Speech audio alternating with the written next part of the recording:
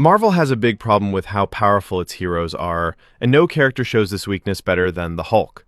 For nearly a decade, the studio's main strategy for its strongest heroes wasn't to write good stories for them, but to write them out of the story. This pattern of benching its heaviest hitters shows a real creative weakness, and the Hulk is its biggest victim. To see what I mean, we need to look at how Marvel consistently sidelined its most powerful characters. Our first case study is Avengers: Age of Ultron, a film that shows how much the writers struggled with their strongest members. For instance, it sends Thor on a flimsy side quest to find answers in a magic pool, an obvious excuse to remove his power from the main plot. Then, the film ends with the Hulk grabbing a Quinjet and flying off into exile.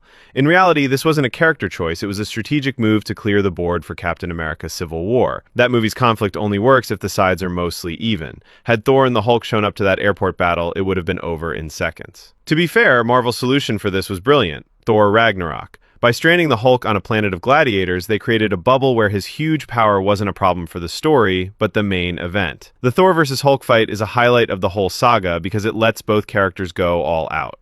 But this successful side trip only proves the main point. To make its most powerful characters work, Marvel had to pull them out of the main story. It was a fantastic movie, but it was also a storytelling quarantine. The problem pops right back up the moment the Hulk returns to the main plot in Avengers: Infinity War.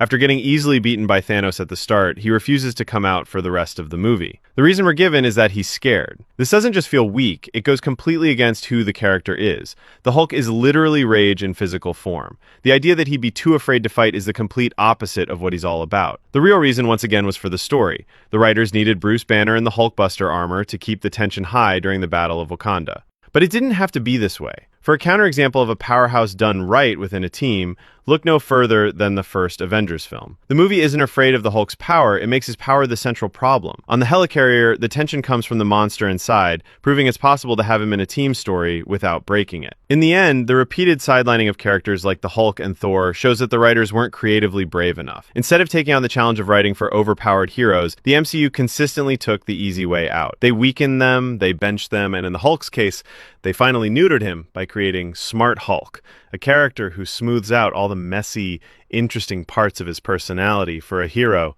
who just tells jokes. Marvel didn't solve its power problem. It just erased the most interesting conflicts its most powerful characters had. Do you agree with this critique? Or do you think Smart Hulk was a fitting evolution for the character? Let me know in the comments.